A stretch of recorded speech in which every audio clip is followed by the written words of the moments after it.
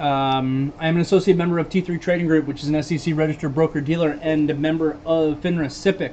All my trades are placed through T3 Trading Group. You should carefully consider whether trading is suitable for you in light of your own financial condition. Position disclosure isn't changed, but boy did I trade a lot of these names today. What a what a day. Oh man, what a day. Pat here just posted this pretty cool chart. S&P and NASDAQ, largest reversals from 52-week low on an intraday basis.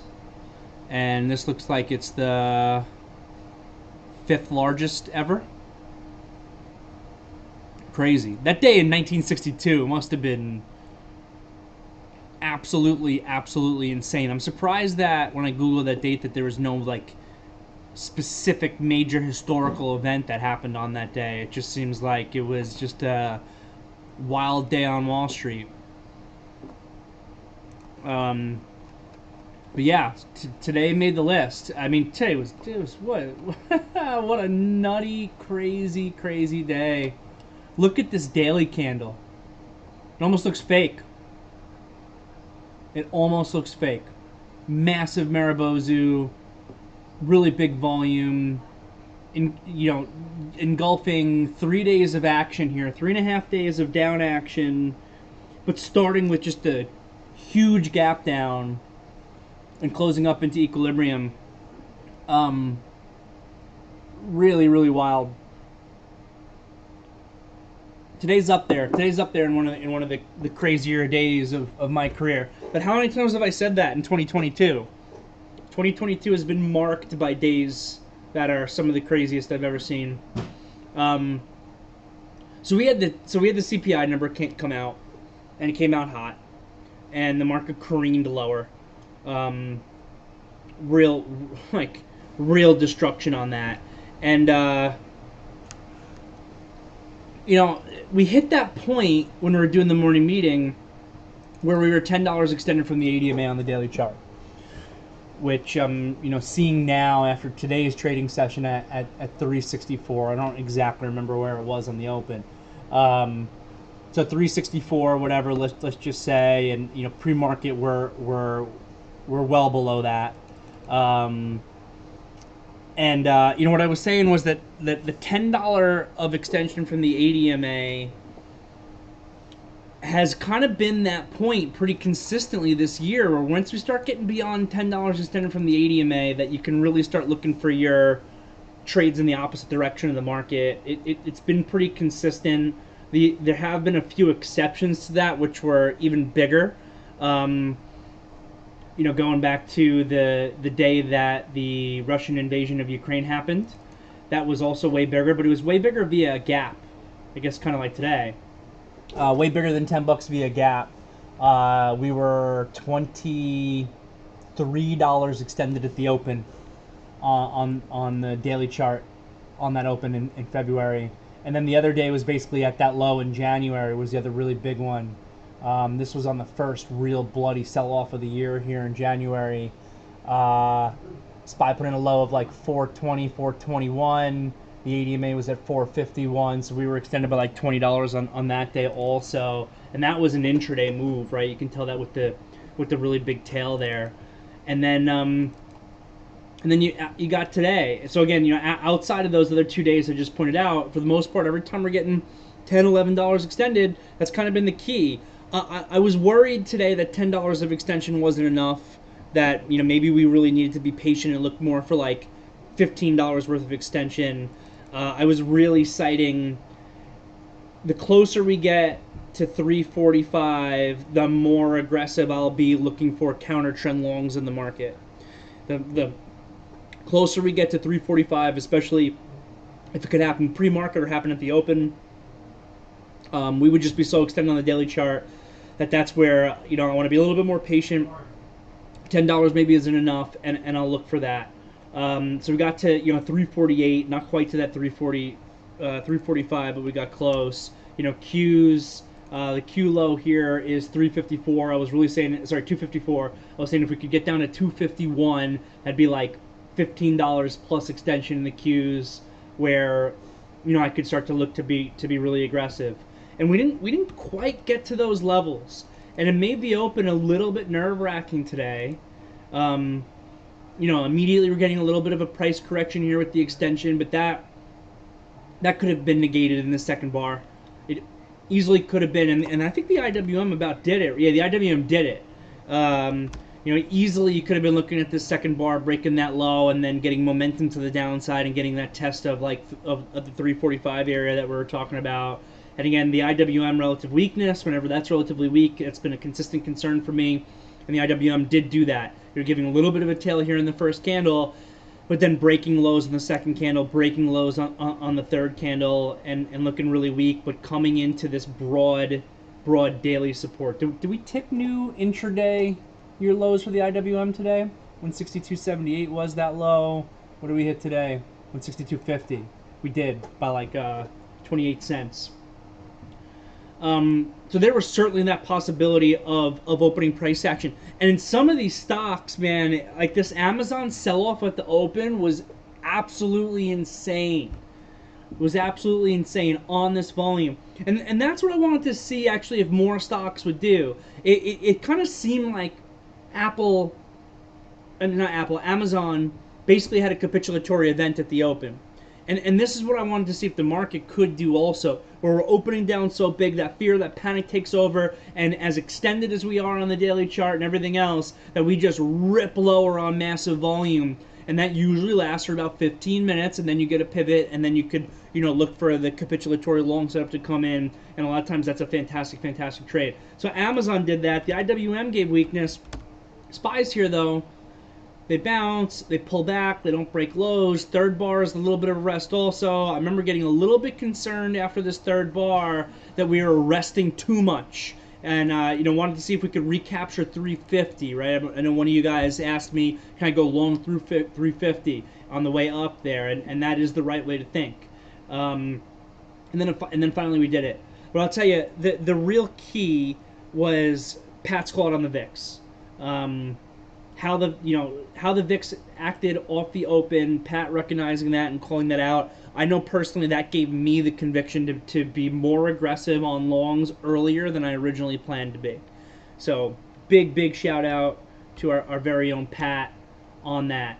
You could see, and then that was a little bit scary because it triggered back through those highs, right? This was nuts. But this first candle, this heavy sell-off on this first candle, really had to take note of that. And then an inside bar. And then that inside bar, this third candle, if you guys remember how it formed, was nuts. Inside bar comes in, it like breaks up, but then immediately shoots down. It looks like it's going to leave a big, like false break up of the inside five, big tail come back down and makes lows. So it broke up, made lows, and then came up and made new highs and closed up there. I was like, oh my God, like this is just totally insane. And then the fourth candle where the SPYs actually broke up above 350 and the UVIXI really kind of gave that breakdown here. That was like finally like almost like the all clear sign. But it was this initial sell bar in the UVIXI along with what the market was doing that kind of helped me to feel a little bit more confident, being a little bit more aggressive. I also, and this was a little bit scary, and I told everybody here in the VTF, wrote into the chat pre-market exactly what I was planning on doing today, what my game plan was. And it was something I wasn't necessarily recommending. You have to make sure that it's right for you. But what I did was for the stocks that I've been trading very actively and I've been very focused on, depending on the stock, I put bids out like 3 to 5% down before the CPI number came out. So and that was from yesterday's closing price, because if you remember, before CPI came out, we were actually set to gap up this morning. So I wasn't even doing, and I had a calculator out this morning, and I was just doing some quick math, a little bit rough depending on how well I feel the stock moves, whatever. And I was putting bids out 3 to 5% down, with the thought process of, if the CPI number comes out bad, we could go down 5% today pretty quickly, and it might do it just like what we saw previously in a very fast, massive flush. But usually what happens, and I was actually concerned because this isn't what happened. Usually what happens, like what happened yesterday when the PPI number came out, you get that very, very fast, massive flush, and they usually like almost like overdo it slightly, and then there's that quick reverberation bounce back. And then that actual reverberation bounce back is oftentimes a good shorting opportunity because then we resolve them lower and we kind of break new lows. So, depending on the issuance of the stock that I was looking at, I had bids out, not huge size, but because you got to be a little bit careful because the problem with doing this strategy is that I can't also have stops out yet. I need to see where the pivot actually comes in. So this is why I wrote in the VTF, guys, this is what I'm doing, but I'm not necessarily recommending this because you don't really know how much risk that you're putting on. And especially if you're a newer trader, the first thing I always preach is know your risk, know your dollar risk, know your stop loss, know the math behind how many dollars you're going to lose on your trade if your trade actually fails, and be comfortable with it. So the problem with the strategy that I implemented that I'm describing to you guys is that you don't know where your stop loss is going to be until after the stock is moving. And that is certainly dangerous. So I can't do it too heavy. But I did it with a bunch of stocks. I figured that with where we already were after yesterday's close, that if we were down 5% with some of these stocks, that that would be the spot where we were extended enough to the downside where I really want to start looking for those longs anyway. And I'll just kind of start buying into those a little bit into that extension, and then assess the situation on getting heavier or whatever. That's pretty much exactly what I did. The concern was, though, just going to the pre-market real quick to show the CPI crash, is that the bounce back was so anemic. This is not what I was looking for at all. The destruction, okay, fine. A lot of times, like I'm just saying, there'd be a quick reverberation back, maybe to 352 and change, and then we resolve to the downside and we break that initial low, and you kind of take it from there. And this we couldn't even get that reverberation bounce. You got this tight inside 5 and down. We at 8:45 this morning, we looked awful, awful. And then it was notable, I thought, that we actually didn't deteriorate further, that we actually held in, but it was such a big move. It's like, all right, we're kind of bear flagging, we're digesting it, whatever. And then you guys know the story when the market actually opened up. But even though this didn't work the way that I kind of initially planned with the upside reverberation scalp type of method, I did end up getting some really, really good stock on some names. I got, what did I get today? I was able to buy a bunch of Apple, pretty much right at 135. Amazon was the scary one for me because I got Amazon at, I ended up buying Amazon at 108, 107, 106. What's the actual low here? Yeah, 108, 107, 106, because Amazon was down almost 7% at that low. So if I had my bids out 4 to 5% down in Amazon to take those initial buys, and this thing was kind of doing that capitulatory selling, that one hurt. But the Apple couldn't have been more perfect on kind of the price I got, pretty much right at 135 on that buy. Google was another one. Google, I basically got stock at $95, and I thought that this Google looked really good pre-market when it broke up here at 925. It seemed like you can see this bearish kind of pattern that was coming in, and this broke up before a lot of the other stocks did. So I thought that this looked really good, and then I actually got frustrated when the market was open because I remember I was offered, the high here is 96.14, I was offered 96.16 to take some stock off, and I didn't get filled, and the market was still continuing, and this one kind of hit a little bit of a wall here, and it pulled down. I actually got stopped out of some stock. I used what I call a risk-reward stop on that offer right here at this low into this tail, and then, of course it actually broke up, and then this squeeze that happened at 11 whatever, 11:10, 11:15 was also just insane. We were battling back and forth here. We were looking for the market to pivot back down into this equilibrium area after that 15-minute upside correction happened in. The pullback happened. Into the pullback, we wanted to see if a higher low would come in. And at the same time, we were really looking to see if this VIX would pivot back down. The VIX pivoted back down. The market gave the higher low we were looking for. New highs came in. This candle right here wasn't great at 10:55. New highs came in, but it tails right back down. And I'm saying to myself, like, it's not what I want to see. Maybe that's it. Maybe that's it. Maybe, now we just kind of digest and chop sideways, and because of the degree of downside extension, they overshot us down. We bounced back up, and now we just kind of get stuck in this area a little bit for the midday price action. And then pretty much just as I was thinking that, we shattered to the upside. Some sort of crazy squeeze came in. The big volume came in. I mean, this move to highs here was so fast and insane. And then a real quick, shallow pullback. Like, we were really extended to the upside here, especially for 11 o'clock, for 11:20.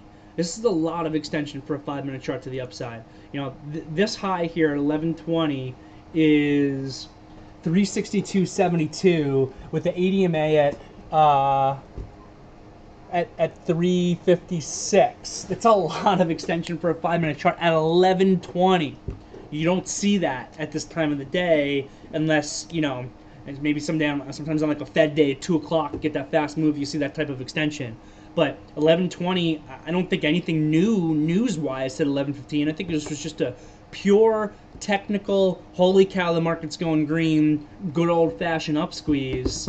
And then the real question was, what does the pullback look like, and then do we continue? And I remember somebody asking me about shorting, like this shooting star, I think, and I was like, I don't think so.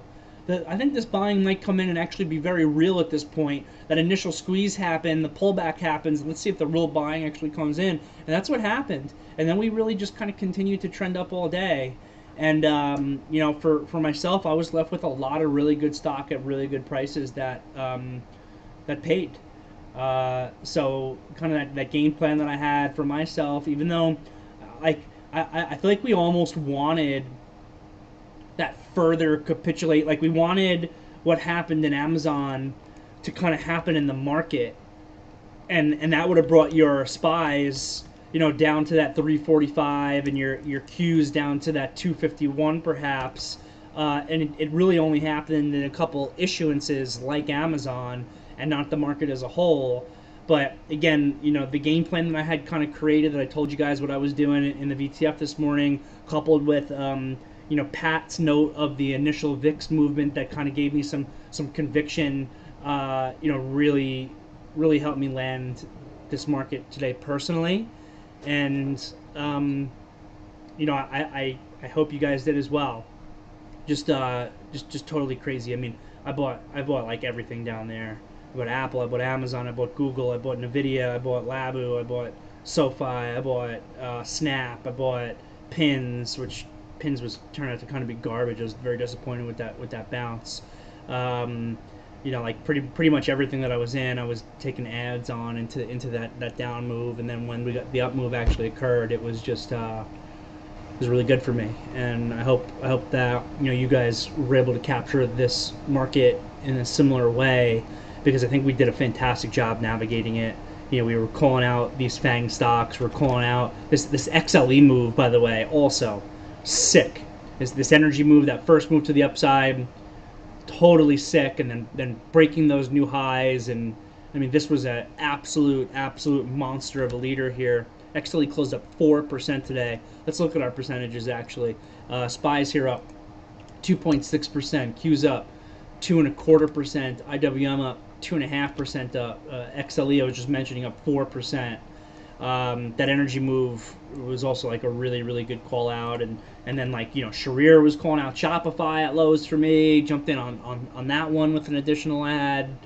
Yeah, I don't know. Almost feel like as a team it's a worthwhile day for a little bit of a victory lap. And now let's go over to the chart, the daily chart here again. Does this mean anything or not? It's hard to look at today's price action and try to say that it doesn't mean anything. Who would have thought that the CPI? I guess Josh did. Oh, and big shout out to Josh also. We were. It was like 8:35. Let's go back to the 5-minute chart. It was like 8:35. 5 minutes, 4 minutes. Maybe we should get that time stamped. It's like 8:35, and this market looks god awful. And out of nowhere, Josh goes, "I think this is going to be a short-term bottom for 2 weeks." And I'm like, "What, are you out of your mind?" Is what I'm thinking. Like, do you not see this bar? Do you not read the CPI number? You think that, like, right now, in this moment, 4 minutes after the CPI just came out, that we're going to see a short-term bottom here? And yeah, shit, man, great call, because that's exactly what happened. It's very impressive that they bought this market up. What would have happened today if the CPI number came in light? That's a question to ask. I guess on an absolute basis, if the CPI number came in light, we wouldn't have sold off like that, and maybe you could actually just take this entire bar and just like move it up on the chart. So instead of this being a move from 348 to 368, maybe it's a move from we're trading at 360. Maybe it's a move from 360 to 380 intraday, and you take this exact same bar and you bring it up if the CPI number came in light. But yeah, I'm very impressed by how hard and how fast that market got bought up in the beginning of the day without more of a bottoming type of situation coming in. Again, like what happened in Amazon happening to the market as a whole, that's like a capitulatory event that people are kind of looking for, with this huge volume coming in. They gap it down massively, but then sell us off where we're down 7% at lows, and then the market switches. I've seen that happen before with the entire market. I was alluding to that, I think, a little bit in yesterday's afternoon meeting. I've seen that happen a few times in sell-offs at the absolute bottom over the course of my career, and it's always turned into a really big upside event. But it didn't happen with the market. It just happened with Amazon, which is kind of wild. And we called out that Amazon pretty much at that low also, or I did at least, for traders. And then that one worked its way up. So I was surprised that, and the reason why I'm saying this is off of Joey's comment. I was surprised that we didn't see more of that with the market as a whole, and that's what I was looking for. Initially, that was my game plan, was to kind of have these positions where I got them, and then actually get heavier into like a capitulatory event, like the action I'm seeing here in Amazon. And again, luckily, again, just great teamwork. Shout out to Pat again for his VIX comment, because that got me going heavier in a different way than I adjusted, and that got me going heavier in a different way than I initially planned. And there's some other things to note as well, like the dollar move here, the dollar going negative and breaking down the way it did. This move here at 9.45 for the dollar was also a very key signal. And the TLT moved to the upside. The TLT still closed negative today. It's not like we closed above $100. So we'll see. I don't necessarily think that today is an all clear sign. But at the same time as I don't necessarily think that this is an all clear sign, you got to recognize what the market just did in combination with the market dynamic information that we're always paying attention to. And this is what I keep pointing to, is that no one's long, everyone's short, everyone's hedged. So if there is an event, whether it's fundamental or technical, that sets us up to the upside, that has the ability to really get continuation legs behind it, and really bring us to our next levels. Our next levels are basically every $10, 370, 380, 390. So we'll see if this is a day one of a much bigger move, or maybe it's a little bit more like, where was that other bounce in February that I also remember trading? This one. I remember, is this the yeah, this is the this is the again, the Russia invasion day, because I remember this only giving like 2 days of follow through. Like I've mentioned, like my best periods here were this March rally and this July-August rally. This was one of the better, this day here, actually the Russian invasion day, might have been the biggest intraday P&L swings I've ever had in my career. And it was a really good day, but I remember it only giving one day of follow through. So there is a chance here that this situation is similar to that. We get maybe one day of follow through to 370 or a bit above 370 into the 21 EMA, and then we peel back down. It is notable that this didn't lead to new lows into that pullback, and then we had all that market dynamic information that we were studying here in mid-March that led to this rally. So we'll see. Again, today is a very, very notable day. It could be lift off to these higher levels, or it could be, like what I just pointed out with February, just the snap back to the upper band of equilibrium, and then we see weakness come in, and you don't really get the bigger follow through that we want. But the market dynamic data is definitely there for upside continuation. We'll see how this plays out, but we still need these other things to come into play. You know, the dollar today is very productive. This is a productive daily candle, but UUP is still above $30. TLT, honestly, this TLT candle today, it's nice that we didn't like go down to $96 in the TLT today, but I struggle to even really call this candle productive. We didn't close above $100. We didn't close above the 80 EMA on the daily chart. We didn't, break above any levels in the TLT. So we'll see how that all goes, and then this is all going to be in front of, and maybe this is actually where we get resolution, all in front of earnings season coming in. Just see Joey mentioning here. Bank earnings tomorrow. We'll see how those numbers come out. The big thing coming into this earnings season, like I've spoken about to you guys already, that I don't really feel confident on the data yet, but I feel like maybe I'm starting to see with a couple of these reports that are starting to sneak out. I want to see if this earnings season is a repeat of how last earnings season was. And last earnings season, and we predicted this going into the earnings season. Last earnings season, I remember at the end of earnings season pointing out some statistics to you guys, and I don't remember exactly what those statistics were, but in an average earnings season, a company that misses on earnings is down 3%. This earnings season, when a company misses on earnings, on average, it's like up 0.5%. And the market reactions were better to weaker earnings because the market had such terrible expectations of those earnings reports. And I'm going to be really curious to see if this earnings season is a repeat of that. So coming into the banks tomorrow, and the banks usually, they're a starter, but I feel like the banks struggle to really give you an idea. Like really, it's going to be the FANG earnings reports that are always going to be those really, really big ones. Sometimes like the bank earnings are a little bit of a fizzle. Like it's not too exciting, and then like the real hard earnings season comes in, and that's where the excitement actually comes in. So we'll see how it goes, but that's going to be the biggest thing that I'm looking for here in the beginning of earnings season is how the market reacts to those reports, how the market reacts to misses, how the market reacts to beats.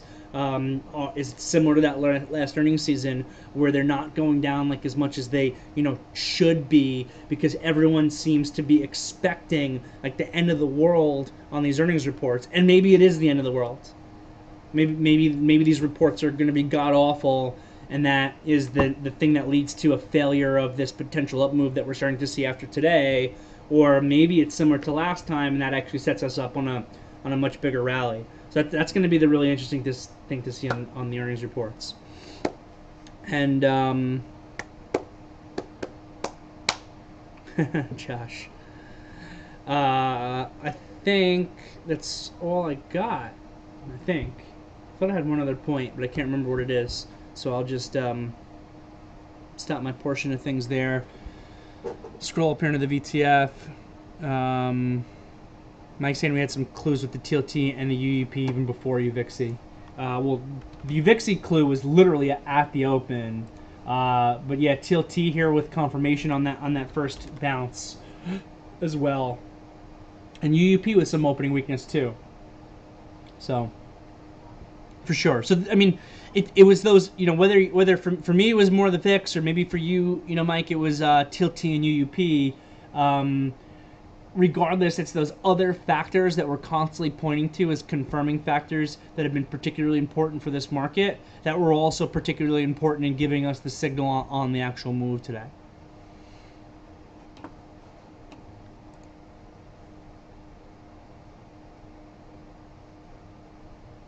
Larger reversal than on, just reading Shoaib's chart here. Larger reversal than on February 24th. Interesting. Yeah, that makes sense, just based on even the numbers that Pat was showing earlier.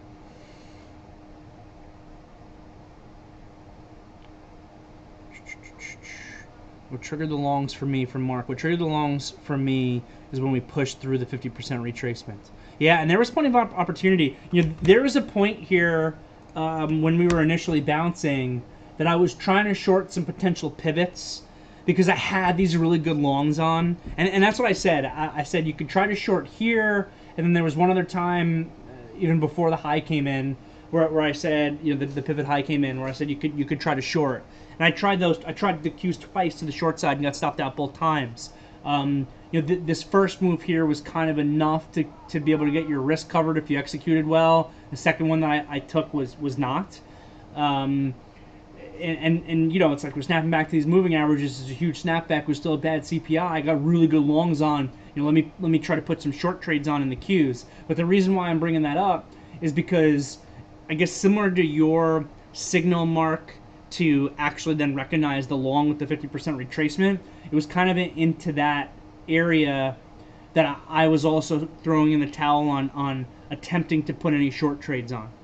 At a certain point, it was just like, I'm not fighting this with these short trades. Tried the Qs twice, failed both times, and I got these really good longs on. I don't need to be fighting the Qs to the short side when the market's giving me these signals that it's trading the way that it is. So yeah, good point there. Nice, Aaron. Aaron's saying that he covered his Amazon short at 105.40. Good execution. Everybody gets lucky sometimes, and it's good to recognize that Phil was a little bit lucky. XLF had a big day too. Yeah, XLF monster day today. Financials up 4%. It's a big day. Wow, look at that daily candle on XLF. Like, are you kidding me? I'm assuming that's the biggest daily candle of the year for XLF. Wow. Maybe the biggest since COVID.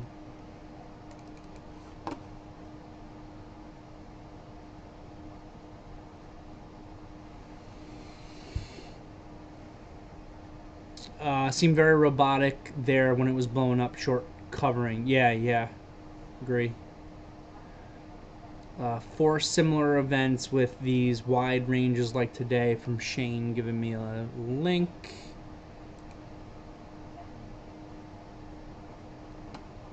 Let's take a look at this link here.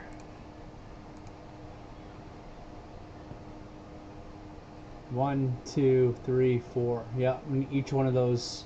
This is the one that I was just talking about on the Russian invasion day in February. That one didn't give amazing, fantastic follow-through. That's probably the worst follow-through out of any of them, as far as, like, you know, your day 2, day 3, day 4 goes. That gave a 2 and a day 2 and then died out. These others, this one gave a couple days of consolidation and then really broke up. So yeah, we'll see what this one leads to.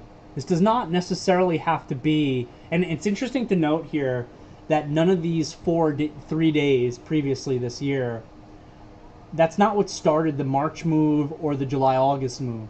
Though it did lead to follow-through, it's not what started the 2 biggest up moves of the year.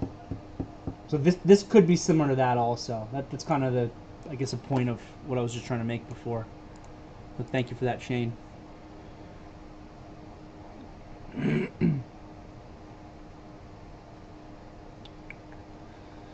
From Paul, little trade review in Apple. Bought Apple back through 136 at 10:30. So there's my timestamp. It's what I like to see. Oh, tell me you got shaken out here. Looked as if a king-queen was coming in. Okay, king-queen's really more of a reversal pattern, but okay, fine. My stop was the low of the 1030 bar. You got shaken out, didn't you?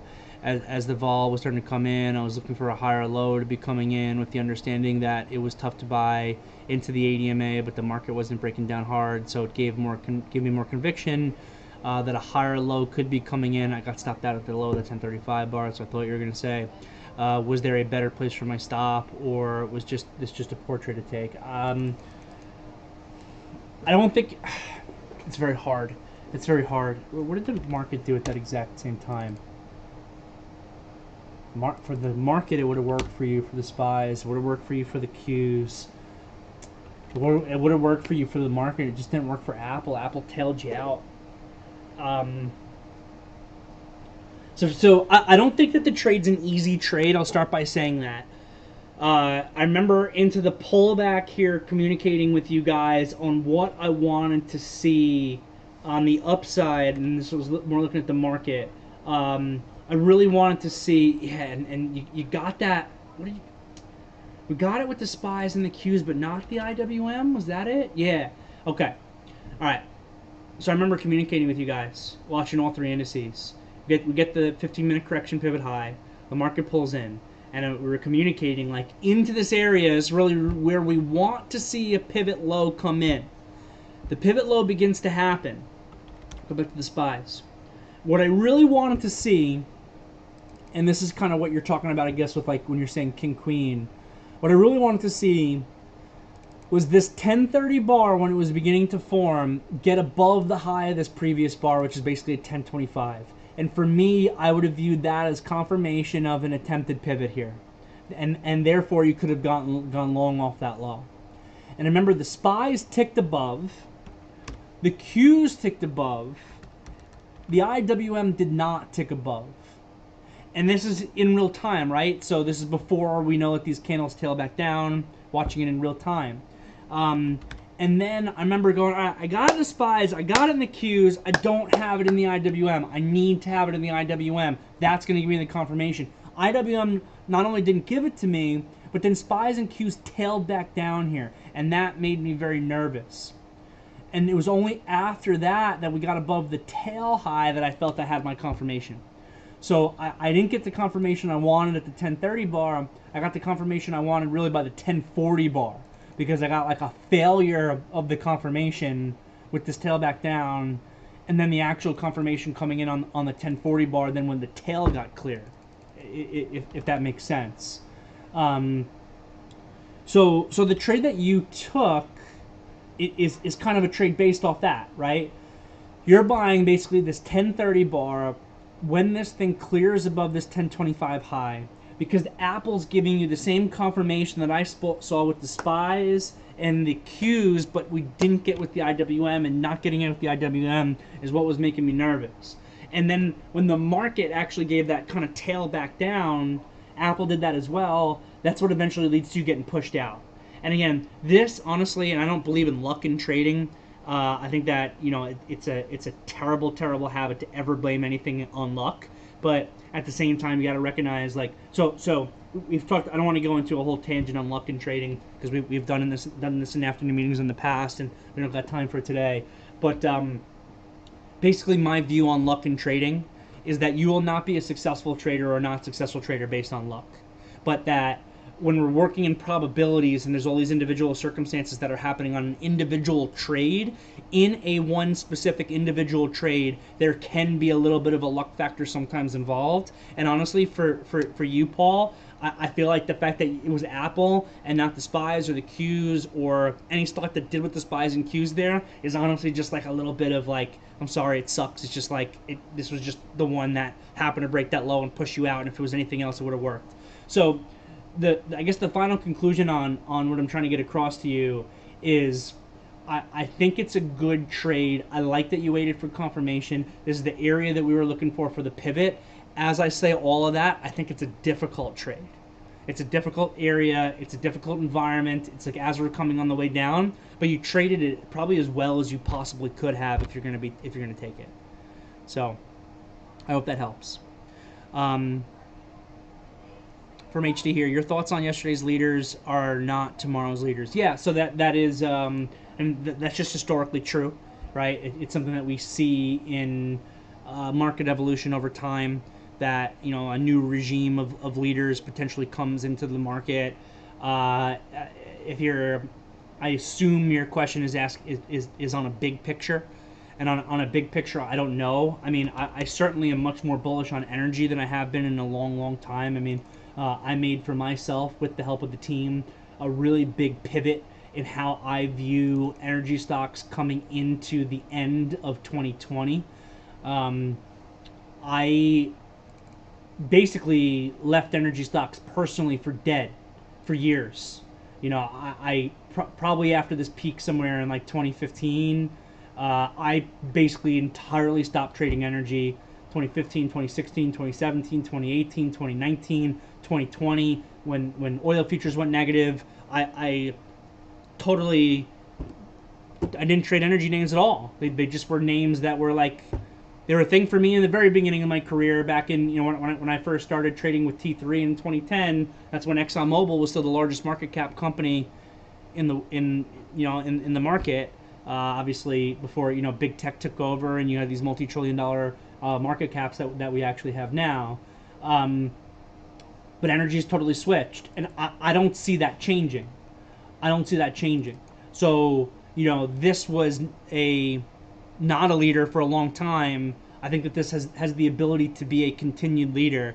I still, with that said, you know, the world is constantly changing and evolving.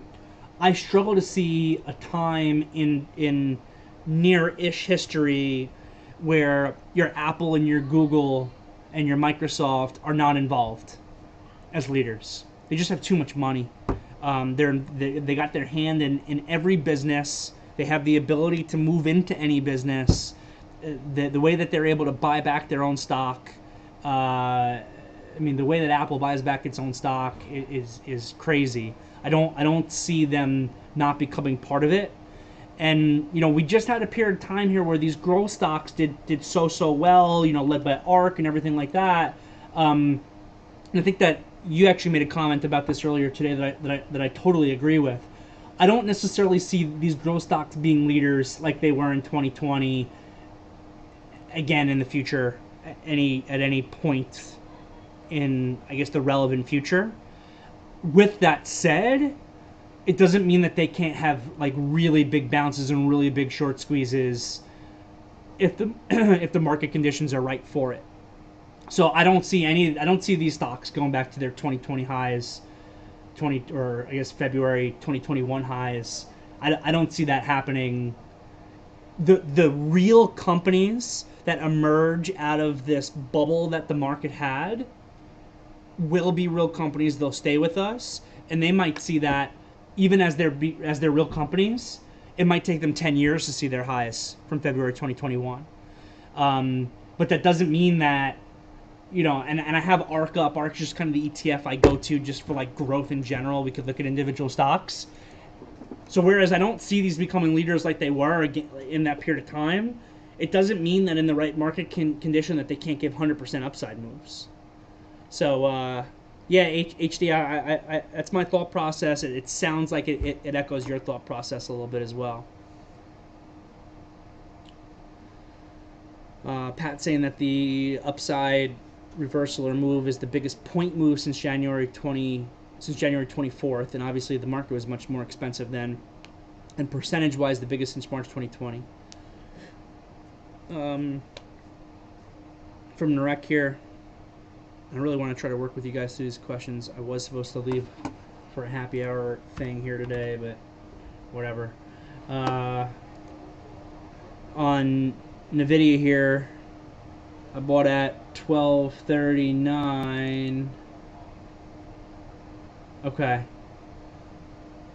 It's a tough time of day for, you know, 117.17, and my stop should technically be, your stop should be this low, yeah, 116.90, which seemed to be the pivot, but I did not want to get shaken out of a good trade, so I gave it 15 cents more room. I hate that.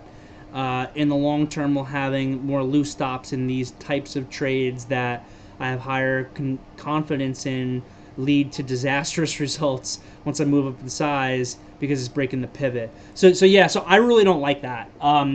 I want to use the stop loss. I let the market tell me what's important, and I've seen other traders do this in the past where, and this becomes a psychology thing, and I'm not necessarily saying that this is what you're doing here, but it seems to be an extension of it, where, look, I already talked about this. We work in a game of probabilities. When you work in a game of probabilities, it means that anything that can happen will happen given a large enough data set.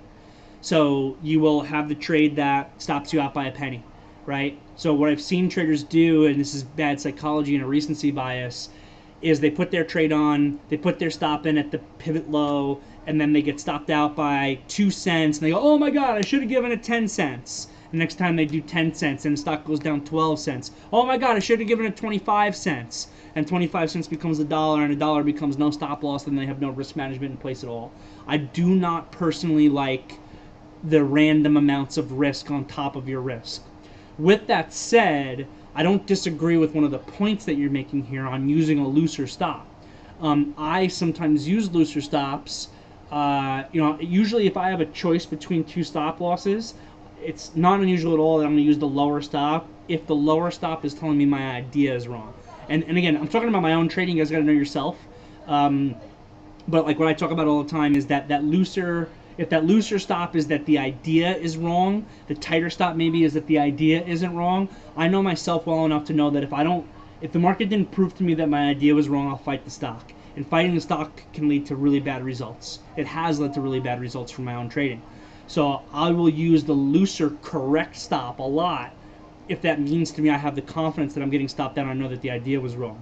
So that thought process I can get on board with, but hey, this is where my stop should be, but you know what, I just gave it an extra 15 cents. I don't like that because I'll tell you what, if I'm heavy enough and the stock is illiquid enough and NVIDIA could just about be at that point if I was heavy enough and my stop's in the right spot and I'm taking the same trade as you, my stop could give 15 cents of downside movement that triggers your stop. And now you're just getting much worse loss as a result. So that's why. Also, it would be a good game plan for XLE if it gaps above 84 or 85. You mean tomorrow? It's going to make it very hard. If we get a big gap up tomorrow, it's going to be very difficult because it's a day 2 after such a big day 1. 84 is a really big level, so you could try a momentum breakaway gap if it gaps above 84 versus 84. Let's assess that in the morning. This is, if we gap up tomorrow, I struggle chasing. I got enough on. I'm actually fairly heavy here overnight still, so I'm not going to be looking to rush into things on a gap up tomorrow. But let's assess that in the morning.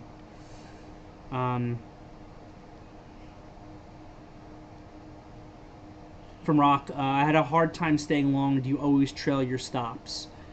Pretty much for reward maximization I do. Look, there's nothing wrong with taking some profit into those big moves. And we talked about it in real time, right? Like this up move, I thought this was like right here at 950. When we tickled the ADMA on the 5-minute chart for the SPYs, I thought that was a fantastic spot to book profit. CPI number came out, it was atrocious. We just got a great bounce back to equilibrium off of small time frame downside extension. That's a great spot to book profit. This was also a great spot to book profit into the 21 EMA or the ADMA on the 15-minute chart. Those are great spots to book profit. I'm a big believer in letting at least some of the position run. 10 to 25% of the position, depending on the situation of your core, because at that point you're just in this win-win. And I would say, even with hindsight, that the degree of the intraday move today is lower probability based on what we saw happen this morning.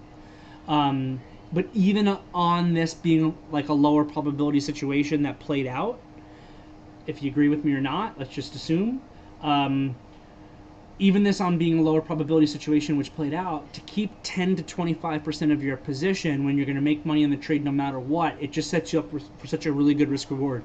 And I know, Rock, that you were planning on buying this dip back down, and it just was a little bit shallow when this pivot came in and you didn't get your fills.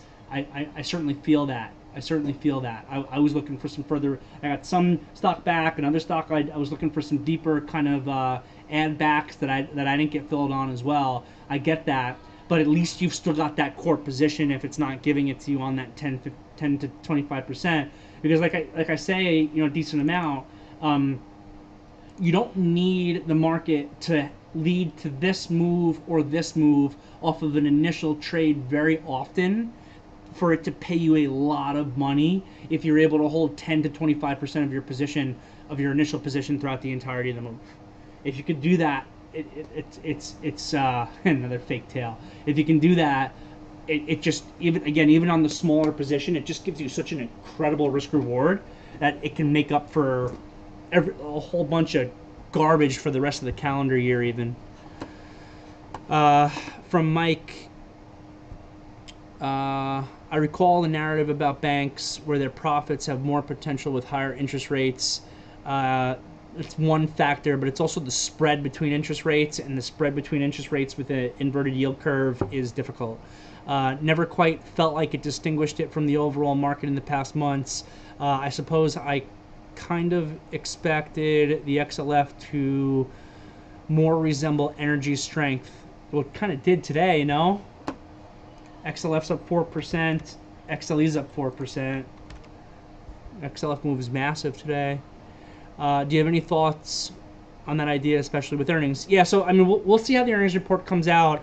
You know, like I said, your general rule is that higher interest rates are good for banks, but you got to remember that where they're making their money isn't just from higher interest rates. It's the spread between shorter-term interest rates and longer-term interest rates, and that spread is inverted right now. So that's not necessarily good for their bottom line. I'm by no means, you know, a bank expert, but it'll be interesting to see what the numbers are like, and then even more importantly, how they react to it. So let's wait and see on it.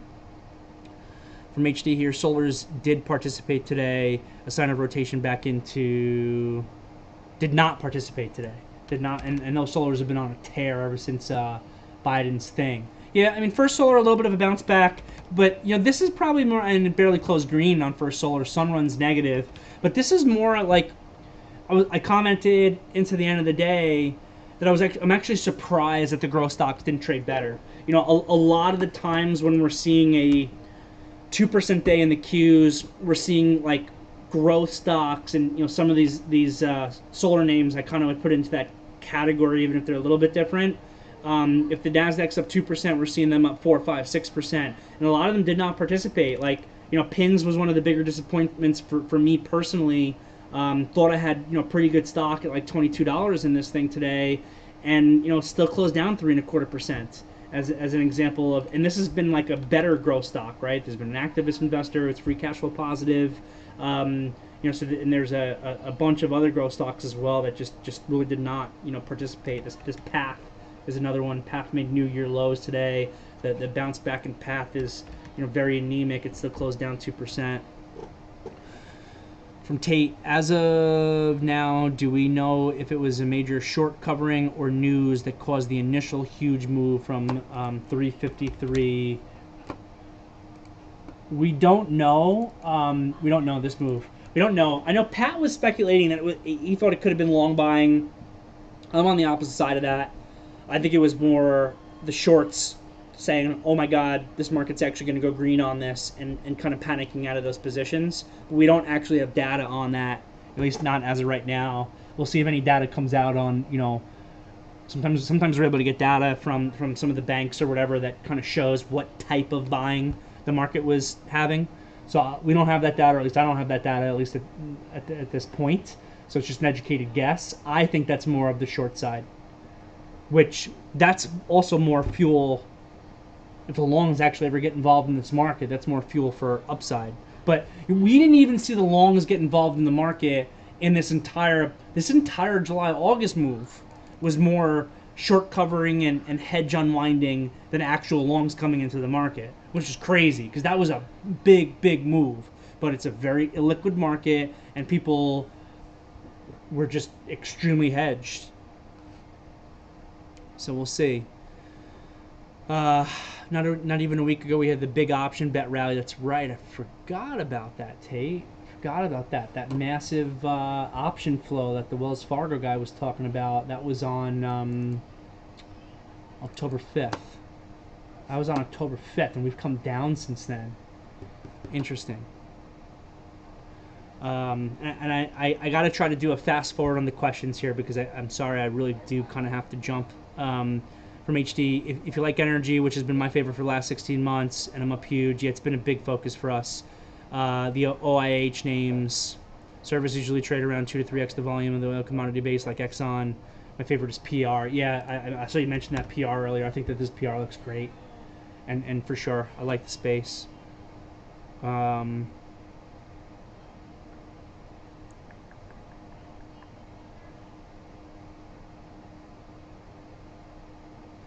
Cool, scrolling through here.